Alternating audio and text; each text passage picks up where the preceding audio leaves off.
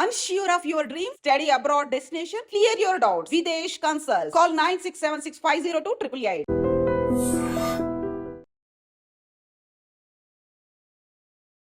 అందరికీ నమస్కారం. నేను Swaroopa Potlapalli. Welcome to trending topic.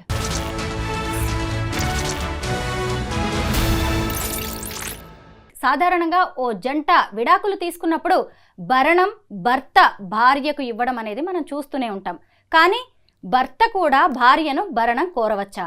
ఎలాంటి పరిస్థితుల్లో కోరవచ్చు? ప్రస్తుతం నాతో పాటు సీనియర్ అడ్వకేట్ కాంపల్లి ఉదయకాంత్ గారు ఉన్నారు. ఆయనతో మాట్లాడదాం. సార్ నమస్తే. నమస్కారం స్వరూప గారు. ఈ మధ్య కాలంలో భార్య బాధితుల సంఖ్య బాగా పెరిగిపోతుంది. మీరు చూసే ఉంటారు, అసలు భార్యలు పెట్టే హింసను భరించలేక కొంతమంది మగవాళ్ళు సూసైడ్స్ కూడా చేసుకున్నారు. ఇలాంటప్పుడే అసలు ఎందుకు వీళ్ళు చనిపోతున్నారని కారణాలు చూసినప్పుడు ఈ భరణం ఇవ్వాల్సి రావడం, విడాకులు తీసుకుంటే తర్వాత ఉండే ఆ సర్కమ్స్టాన్సెస్ని భరించలేక వీళ్ళు చనిపోతున్నారు.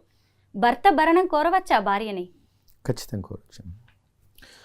హిందూ మ్యారేజ్ యాక్ట్ ప్రకారంగా ఎట్లయితే వైఫ్కి మెయింటెనెన్స్ హస్బెండ్ నుంచి క్లెయిమ్ చేస్తారో, ఇఫ్ ఎట్ ఆల్ హస్బెండ్ సంపాదించలేని పరిస్థితిలో ఉండి వైఫ్ సంపాదించుతున్న సిచ్యువేషన్లో ఖచ్చితంగా మెయింటెనెన్స్ అడిగే రైట్ ఉంటుంది.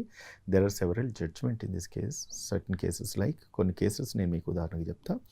ఎప్పుడైతే వైఫ్ సంపాదించుతుందో, గవర్నమెంట్ ఎంప్లాయ్ కావచ్చు, ప్రైవేట్ ఎంప్లాయ్ కావచ్చు, తనకు వస్తున్న income for suppose husband income కంటే ఎక్కువ ఉండి, లేదంటే కనుక హస్బెండ్ ఎనీ ప్రైవేట్ ఎంప్లాయీ ఉండి ఏదైనా బిజినెస్ చేస్తున్న సమయంలో తను బిజినెస్లో నష్టపోయినా లేకపోతే తనకు ఉద్యోగం కోల్పోయినా ఆ సమయానికి భార్య ఇన్కమ్ ఎక్కువ ఉంటే కనుక అటువంటి సిచ్యుయేషన్లో ఒకవేళ వీళ్ళు విడాకులు అడిగాలనుకున్నా, విడిపోవాలనుకున్నా, లేకపోతే వన్స్ అండ్ ఫైనల్ సెటిల్మెంట్ కింద ఏదన్నా భరణం అంటే ఇప్పుడు మనకు పర్మనెంట్ అలిమోని కింద చట్టంలో ఉన్న ఒక విసులుబాటు.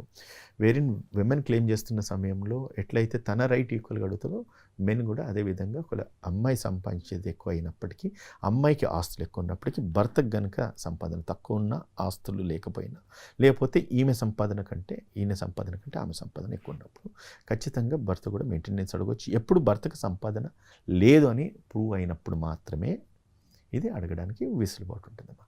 మరి పిల్లలుంటే పిల్లల కన్సర్న్, పిల్లల గార్డియన్షిప్ ఎవరి కస్టడీలో ఉంటుందనేది ఇది important. If it all they are the minor children, mother పర్యవేక్షణలో ఉండాలి. అప్పుడు మదర్కు సోర్స్ ఆఫ్ ఇన్కమ్ ఉందన్నప్పుడు, ఫాదర్కి ఇన్కమ్ సోర్స్ లేదన్నప్పుడు ఫాదర్ తన కేర్ తీసుకోలేరు, పిల్లల కేర్ తీసుకోలేదు కాబట్టి ఖచ్చితంగా custody of child most of the కేసెస్లలో విమెన్ కంటే వైఫ్కి ఎక్కువ మటుకు కోర్ట్స్ నిర్ధారిస్తుంది. అంటే కోర్ట్స్ డిసైడ్ చేసేసి చైల్డ్ కస్టడీ మాత్రం మదర్కి ఇస్తారు. If it all they are the below at the age of 10 or 12 or at the age of 6 లోపు ఉండడం వాళ్ళకి. సో ఇటువంటి సిచ్యుయేషన్స్లో మదర్ కేరింగ్ అయితే, మదర్ ఇన్కమ్ సోర్స్ ఉన్నది అనుకున్నప్పుడు, మదర్ తన పిల్లల్ని కేర్ ప్రాపర్గా తీసుకుంటుంది అనుకున్నప్పుడు custody of child most of the కేసెస్లో మదర్కే ఉంటుంది. ఇంకో విషయం కూడా చెప్తా, ఫాదర్ ఎర్నింగ్ అయినా మదర్ ఎర్నింగ్ లేకపోయినా ఖచ్చితంగా మెయింటెనెన్స్ అనేది ఫాదర్ వైఫ్కి ఇస్తూ, అంటే చైల్డ్ వాళ్ళ ఫాదరు తన భార్యకి ఇస్తూనే సేమ్ టైం ఒక పిల్లల మెయింటెనెన్స్ కూడా ఖచ్చితంగా ఆ ఫాదర్ని తీసుకోవాల్సిన అవసరం ఉంటుంది. సో కాబట్టి custody of the child mother సంపాదించకపోయినప్పుడు కూడా కేర్ టేకర్ మదర్గా ఉంటే కనుక ఖచ్చితంగా ఆ ఒక్క మెయింటెనెన్స్ అనేది భర్త భార్యకి ఇవ్వాలి. అట్ ది సేమ్ టైం ఆ భర్త తనకు పుట్టిన బిడ్డకి కూడా ఇవ్వాల్సిన అవసరం కూడా ఉంటుంది. నేను మెయింటైన్ చేస్తున్నాను కదా, చైల్డ్ కస్టడీ నాకు ఇవ్వండి అని అడగడానికి వీలు లేదు. ఎందుకంటే పిల్లలు ఒకవేళ మదర్ కస్టడీలో ఉండాలి బిలో 6 years ఉంటే కనుక ఖచ్చితంగా ఫాదర్ అంటే mother will be the Guardian కిందనే ఉంటారు, కేర్ టేకర్ కిందనే ఉండొచ్చు. లాయర్ గారు, ఈ మెయింటెనెన్స్ విషయానికి వచ్చినప్పుడు వాళ్ళది అరేంజ్డ్ మ్యారేజా లేదంటే లవ్ మ్యారేజా అనేది కూడా ఒక ఫ్యాక్టర్గా కన్సిడర్ చేస్తారా? Never. Though it is arrange marriage, though it is love marriage, marriage is a marriage. So there is no point of love marriage అయితే మెయింటెనెన్స్ ఇస్తా, లేకపోతే అరేంజ్ మ్యారేజ్ అయితే ఇవ్వను అనుకోవడానికి ఏమీ లేదు. Wife is a wife, she is legally wedded wife. If she is a legally wedded wife, ఆమె ఖచ్చితంగా మీరు మెయింటెనెన్స్ ఇవ్వాల్సిందే. నేను ఈ క్వశ్చన్ ఎందుకు అడిగాను అంటే, అరేంజ్డ్ మ్యారేజెస్ విషయానికి వచ్చినప్పుడు సాధారణంగా పేరెంట్సే పెళ్లి చేస్తూ ఉంటారు. ఆ పెళ్లికి చాలా ఖర్చు చేస్తారు. లేదు అంటే ఆ పెళ్లి ఖర్చుల కింద అబ్బాయికి కూడా కొంత డబ్బులు ఇవ్వడం అనేది జరుగుతుంది. తర్వాత నగలు పెడుతూ ఉంటారు, ఆభరణాలు పెడుతూ ఉంటారు, ఆడపడుచు కట్నాలంటూ చాలా ఉంటాయి కదా, వీటిని కూడా కన్సిడర్ చేస్తుంది కోర్టు. అదే లవ్ మ్యారేజ్కి వచ్చినప్పుడు ఇవేవి ఉండవు, కట్న కానుకల ప్రసక్తే ఉండదు, అక్కడ డౌరీ మ్యాటర్ ఉండదు. కాబట్టి ఇవేమైనా పరిగణలోకి తీసుకునే అవకాశం subject to the correction madam. ఇప్పుడు మీరు అంటున్న దాంట్లో 2 ఈక్వేషన్స్ మీరు నాకు చెప్తున్నారు. ఒకటి ఏంటంటే అరేంజ్ మ్యారేజ్ అని ఒకటి అన్నారు, లవ్ మ్యారేజ్ అని ఇంకొకటి అన్నారు.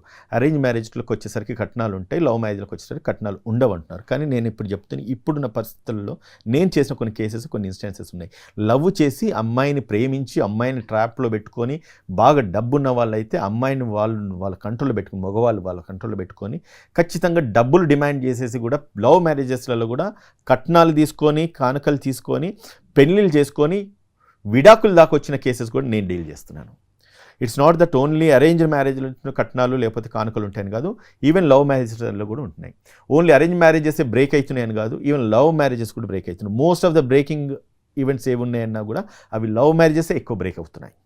ఎందుకంటే వీళ్ళిద్దరి అండర్స్టాండింగ్ ప్రాబ్లం వస్తుంది. ఎందుకంటే ప్రేమించినప్పుడు ఎక్స్పెక్టేషన్స్ ఎక్కువ ఉంటాయి, ఎక్కువ ఉన్నప్పుడు వాళ్ళు ప్రేమించుకుంటారు, పెళ్లి చేసుకుంటారు. పెళ్లి చేసుకున్న తర్వాత ఈ వీళ్ళ ఎక్స్పెక్టేషన్కు వాళ్ళు మీట్ కాదు, వాళ్ళ ఎక్స్పెక్టేషన్కు వీళ్ళు మీట్ కాదు. అప్పుడు పెళ్లి కాకముందేమో ఇంత ప్రేమించడం, ఇంత చేసినాం అని చెప్పేసి అంటారు. పెళ్ళి అయిన తర్వాత నీకు కలిసి అయిపోయినని చెప్పి ఒకరొకరు తిట్టుకుంటారు. ఈ ప్రాసెస్లో ఏంటంటే అండర్స్టాండింగ్ లోపలికి చాలా వ్యాపిస్తూ ఉంటాయి. సో దాంట్లో భాగంగా ఖచ్చితంగా విడిపోయే చాలా ఉంటాయి. So answering your question, there is no point that భరణాలు కానీ లేకపోతే మెయింటెనెన్స్ కానీ ప్రేమించిన దాంట్లో ఉంటాయి, లేకపోతే అరేంజ్ మ్యారేజ్లో ఉంటాయి, లేకపోతే దీంట్లో ఉండి దాంట్లో ఉండే అనడానికి ఏమీ లేదు. ఖచ్చితంగా ప్రేమించి పెళ్లి చేసుకుని అరేంజ్ మ్యారేజ్ చేసుకున్నా కూడా ఖచ్చితంగా భరణం అనేది, అది పర్మనెంట్ అలిమోన్ అనేది ఇవ్వాల్సిందే వైఫ్కి హస్బెండ్. సేమ్ టైం మెయింటెనెన్స్ కూడా హస్బెండ్ వైఫ్కి ఇవ్వాల్సిందే. అండ్ ఇదివరకు ఫస్ట్ అడిగినట్లుగా ఒకవేళ ఎర్నింగ్ వైఫ్ ఎక్కువ ఉండి భర్త సంపాదించట్లేని పరిస్థితులలో ఖచ్చితంగా ఈక్వేషన్స్ మ్యాచ్ అయితే కనుక ఒక భార్య కూడా భర్తకు మెయింటెనెన్స్ ఇవ్వాలి. ఒక చిన్న కేసు చెప్తాను. ఒక కేసులో ఒక భర్త ఉంటాడు, ఇద్దరు పెళ్లి చేసుకుంటారు. పెళ్లి చేసుకున్న తర్వాత అమ్మాయిని బాగా చదివిస్తాడు. చదివించేసి తనను ఒక ఉన్నతమైన స్థాయికి తీసుకెళ్ళిన తర్వాత ఈయన కష్టం చెమట అంతా కూడా ఆ అమ్మాయి గురించి ధారపోస్తాడు. ఆయన ఒక ప్రైవేట్ ఎంప్లాయీ ఉంటాడు. అటువంటప్పుడు ఈ అమ్మాయి ఎప్పుడైతే చదువుకున్నంతసేపు ఈయన పెట్టుబడి ఆమె మీద పెడుతుంటాడు. ఆమె చదువుకొని ఉద్యోగం తెచ్చుకున్న తర్వాత కూడా ఈయన ఆమెను మెయింటైన్ చేస్తుంటాడు. ఏది ఈయన ఇన్కమ్ ఒక ప్రైవేట్ ఎంప్లాయీ ఉండి. తర్వాత ఏమైందంటే వీళ్ళిద్దరి మధ్యలో ఒక క్లాష్ వస్తుంది. క్లాష్ వచ్చిన తర్వాత వీళ్ళు విడిపోయే సమయం వస్తుంది. విడిపోయే సమయం వచ్చినప్పుడు భర్తకు ఎంప్లాయ్మెంట్ ఉండేది, భర్తకు ఉద్యోగం ఉండేది, భర్తకు ఎటువంటి అసెట్స్ కూడా ఉన్నాయి.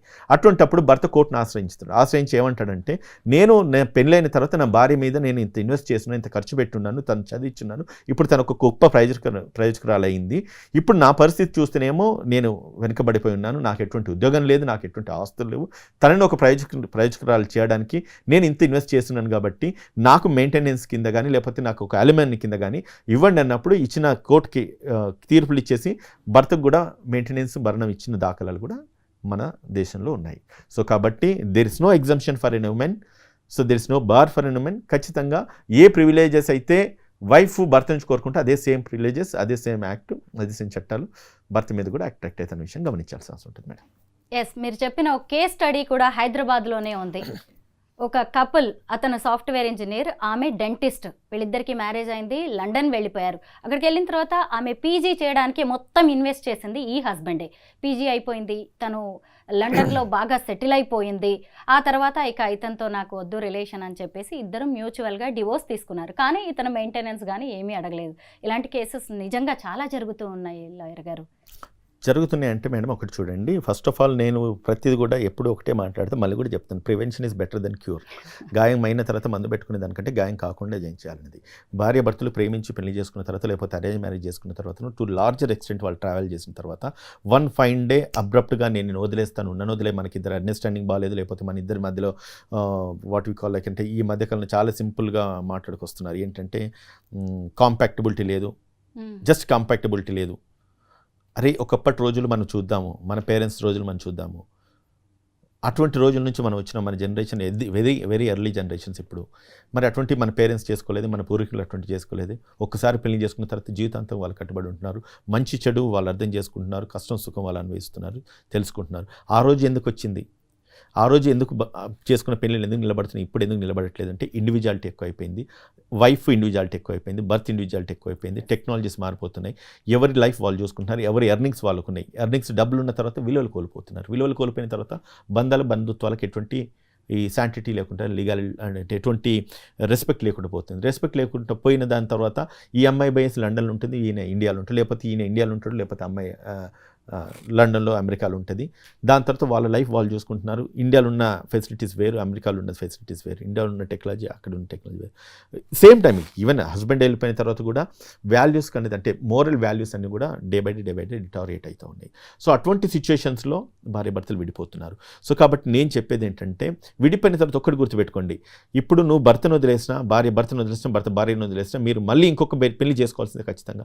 చేసుకోకుండా ఒక ఆడపిల్ల ఒంటరిగా ఉన్నా కూడా తనను సమాజం ఇంకో రకం చూస్తుంది. భర్త ఒకవేళ ఒంటరిగా ఉన్నా కూడా తనకు సెక్యూరిటీ సేఫ్టీ లేకపోతే తనకు ఒక తోడు లేకుండా తనకు పోతా ఉంది. రిలేషన్స్ బ్రేకప్ అయిన తర్వాత నిజంగా మళ్ళీ ఇంకొక రిలేషన్ మన లైఫ్లో కొత్తగా ఎవరైనా ఎంటర్ కావాలనుకుంటే నిజంగానే అంటే ఒక వాడక భాషలో అనుకుంటాము ఖచ్చితంగా ఇంకొక పెళ్లి కాని అమ్మాయి తన జీవితంలోకి వస్తుంది అనుకోవడానికి లేదు. మళ్ళీ తన జీవితం ఏదో ఒక రకంగా డిస్ట్రాయ్ అయిన లేడీ తన సెకండ్ మ్యారేజ్ కింద తను రావాలి, సెకండ్ మ్యారేజ్ కింద తిను వెళ్ళాల్సి వస్తుంది. ఫస్ట్ మ్యారేజ్లోనే మీకు అండర్స్టాండింగ్ లేదు, ఫస్ట్ కపుల్సే మీరు కలిసి లేనప్పుడు సెకండ్ మ్యారేజ్లో సెకండ్ కపుల్స్ కలిసి ఉంటారన్న నమ్మకం ఎక్కడ ఉంటుంది? ఇది కూడా ఆలోచించాల్సిన అవసరం ఉంటుంది కదా. ఎవరైనా సెకండ్ మ్యారేజ్కి వెళ్ళేటప్పుడు వాళ్ళకు సస్పెక్షన్ మైండ్లోకి వస్తుంది. ఫస్ట్ ఈయన భార్యతో బాగాలేదు, భార్య భర్తతో బాగాలేరు, నన్ను మళ్ళీ చేసుకుంటే బాగుంటారా అన్న ఒక సస్పెక్షన్ వాళ్ళ మైండ్లోకి వస్తే ఎంత అండర్స్టాండింగ్ ఉన్నా కూడా ప్రేమించి పెళ్లి చేసుకున్న వాళ్ళు విడిపోతున్నారంటే సెకండ్ మ్యారేజ్ చేసుకున్న తర్వాత విడిపోరన్న గ్యారంటీ ఏముంటుంది? అక్కడ ఇంకా బ్రేకప్స్ ఇంకెక్కువ అవుతాయి. సో వెరీ ఫస్ట్ ఇన్స్టాన్స్లో నేను ఏం చెప్తానంటే అర్థం చేసుకోండి, లేకపోతే కష్టమైతే భరించండి, తట్టుకోండి, జీవించండి, జీవితకాలం కలిసే ఉండండి అని చెప్తా. విడిపోద్దని అయితే మంచి చెప్పను. లాయర్ గారు, ఒక కపుల్ డివోర్స్ తీసుకున్న తర్వాత ఎలాగో ఇంకొక రిలేషన్లోకి వాళ్ళు వెళ్తారు. ఇప్పుడు మీరు కూడా చెప్పారు కదా, అయితే ఈ మెయింటెనెన్స్ అనేది ఒకవైపు పాత ఫ్యామిలీకి ఇస్తూ ఇప్పుడు మళ్ళీ కొత్త ఫ్యామిలీని లీడ్ చేయడం, ఈ ఖర్చులు అనేది అటు ఒక భార్యకు కావచ్చు, భర్తకు కావచ్చు చాలా బర్డెన్ కదా. అంటే ఎన్ని ఇయర్స్ వరకు ఈ మెయింటెనెన్స్ ఇవ్వాల్సి ఉంటుంది? మీకు క్లియర్ చేస్తాం. మెయింటెనెన్స్ అన్నది భర్త కనుక భార్యకి ఇస్తే భార్య ఒంటరిగా ఉన్నంత కాలం మాత్రమే మెయింటెనెన్స్ ఇవ్వాల్సి వస్తుంది. ఇంకొక మ్యారేజ్ చేసుకుంటే డిజాల్వ్ అవుతుంది. మీరు మెయింటెనెన్స్ కట్టే పని ఉండదు, మెయింటెనెన్స్ అడిగే రైట్ కూడా అమ్మాయికి ఉండదు ఇంకో పెళ్లి చేసుకుంటే. That's it. మగవాళ్ళ విషయంలో అంతే, సేమ్ వైస్ వర్సా. ఓకే, పిల్లలకి మాత్రం వాళ్ళు పెద్దవాళ్ళు అయ్యే వరకు పిల్లల maintenance till they attend their majority ఖచ్చితంగా వాళ్ళకి లీగల్ రైట్, మదర్ సంపాదించిన ఫాదర్ సంపాదించిన ఖచ్చితంగా దే కెన్ క్లెయిమ్ దట్ అండి. లాయర్ గారు, మన దేశంలో మిస్యూజ్ అవుతున్న 4 చట్టాల్లో ఒకటి గృహహింస చట్టం. ఆడవాళ్ళు ఎంతో కష్టపడి సంపాదించుకున్న చట్టం ఇది కూడా నిజంగా మిస్యూజ్ అవుతుంది, కాదనలేని పరిస్థితులు కూడా మనకు కనిపిస్తున్నాయి. దీంట్లో ఏమైనా మార్పులు తీసుకురావాల్సిన అవసరం ఉందంటారా? ఒకటండి, ముమ్మాటికి మార్పు 498 సెక్షన్లో మార్పు తీసుకురావాల్సిన అవసరం ఉంది. కాకపోతే ఇదివరకు చాలా స్ట్రింజెంట్గా ఉండేది దీని మీద. 498 వన్స్ పడగానే హస్బెండ్తో పాటు వాళ్ళ ఫ్యామిలీ మెంబర్స్, అంటే 498 సెక్షన్ ఏమని చెప్తుంది, harassment by husband or his family members అంటది. అంటే అటువంటి అప్పుడు ఏమవుతుందంటే ఇది ఒక మిస్యూజ్ అని మీరు అన్నారు కదా. 498 కేసు పెట్టాలంటే ఒక్క భర్తని ఇన్వాల్వ్ చేస్తే గ్రావిటీ ఎక్కువ ఉండదు, సీరియస్నెస్ ఎక్కువ ఉండదు కాబట్టి వాళ్ళ ఫ్యామిలీ మెంబర్స్ ఇన్వాల్వ్ చేస్తున్నారు. అది ఒకప్పుడు ఉండే ఇదివరకు, ఒక 10 years back, 5 years back. So ఇప్పుడు ఏమైందంటే వీళ్ళు కావాలని ఇన్వాల్వ్ చేస్తున్న అనే విషయాన్ని సుప్రీంకోర్ట్స్, హైకోర్ట్స్ అంతా కూడా తెలిసిపోయినాయి కాబట్టి కొంత లిబర్టీ ఇస్తున్నారు. ఒకవేళ వన్స్ ఎఫ్ఐఆర్ అయిందంటే కనుక ఖచ్చితంగా హస్బెండ్ యొక్క ఫ్యామిలీ మెంబర్స్ కోర్టుకు రావాల్సిన నెసెసిటీ లేదు. When and then it is requirement ఉన్నప్పుడే మీరు రండి అనేసి కోర్టు కూడా కొంత వెసులుబాటు ఇచ్చింది. అండ్ సేమ్ టైం ఒకవేళ ఎవిడెన్స్ ప్రూవ్ అవ్వలేదు, ప్రైమా ఫేసీలోనే వాళ్ళ ఎవిడెన్స్ ప్రూవ్ అయితే వాళ్ళు ఇక్కడ లేనప్పుడు కూడా వాళ్ళ మీదకి మదర్ అండ్ ఫాదర్, అదే అత్తగారి మామ మీద కేసు పెట్టినప్పుడు ఇమీడియట్గా వాళ్ళను ఛార్జ్షీట్ వేసేటప్పుడే కూడా కొందరు పోలీసులు వాళ్ళు డిలీట్ చేసేసి ఛార్జెస్ ఫ్రేమ్ చేస్తూ 498లో కోర్టులో కూడా ఛార్జ్షీట్ దాఖలు చేస్తున్నారు. సో కాబట్టి ఇంతకుముందు ఉన్నట్టుగా పేరెంట్స్ని ఇన్వాల్వ్ చేయడానికి అంత ఈజీ అయితే లేడీకి అంత ఫ్రీడమ్ అంటే అంత వెసులుబాటు అయితే లేదా, అది తీసేసినారమ్మా. భార్యాబాధితుల సంఖ్య పెరుగుతోంది, భార్యాబాధితుల సంఘాలు ఏర్పాటవుతున్నాయి, భర్తల రైట్స్ కోసం ఉద్యమాలు జరుగుతున్నాయి, పోరాటాలు జరుగుతున్నాయి. మీరు ఇప్పుడు ఎన్నో కేసులు చూస్తూ ఉండొచ్చు కదా, భర్తల కోసం ఒక ప్రత్యేక చట్టం రావాల్సిన అవసరం ఉందంటారా? వన్ థింగ్ మేడం, నేను ఒకటి చెప్తా. ఇప్పుడు విమెన్ అనగానే గడిచిన రోజుల నుంచి కూడా ఈవెన్ అంటే మన పురాతనలు చదివినప్పుడు కూడా ఉమెన్ ఇంట్లో ఉండాలి, ఇంట్లో ఉండి పని చేయాలి, భర్త బయటికి వెళ్ళాలి, తను పని చేసి తను కూలో నాలెడ్జ్ చేసి ఉద్యోగం చేసి సంపాదించాలి, భార్యకి పెట్టాలి. రైట్. సో అది ఒక ఆనవాయితీ కింద పూర్వంలో జరిగింది. ఇప్పుడు ఏమవుతుందంటే ఉమెన్ ఎంపవర్మెంట్ అనేది ఒకటి వచ్చింది, ఉమెన్కు ఫ్రీడమ్ అనేది ఒకటి వచ్చింది, ఉమెన్కు కూడా మెన్కు సమానంగా ఈక్వల్ రైట్స్ ఉండాలని చెప్పి వచ్చింది. ఎప్పుడైతే సమానత్వం వచ్చేసిందో, సమానత్వం వచ్చిన తర్వాత వాళ్ళు కూడా ప్యారలల్గా ఈక్వల్గా they are claiming their rights, they are availing their provisions అన్నీ కూడా. సో ఇటువంటి మార్పులు జరుగుతున్న ఈ సమాజంలో మనం ఉన్న తర్వాత so we cannot expect like ప్రతిదీ సానుకూలంగానే ఉంటుంది. అది బోత్ ద సైడ్స్ కూడా సానుకూలంగా అంటే సబాబ్గానే సాగుతాయని అనుకోవడానికి లేదు. సో మారుతున్న రోజులకు అనుకూలంగా కూడా మనం కూడా మారాల్సిన అవసరం ఉంటుంది. చూశారు కదా, భార్యలే కాదు భర్తలు కూడా భరణం అడగవచ్చు. కానీ కేసు నుంచి కేసుకి చాలా డిఫరెన్స్ అయితే ఉంటుంది. అందరికీ ఆ అవకాశం ఉంటుంది అనుకోకండి. లాయర్ గారు చాలా క్లియర్గా చెప్పేశారు కదా. Thank you so much Uday గారు. నమస్కారం.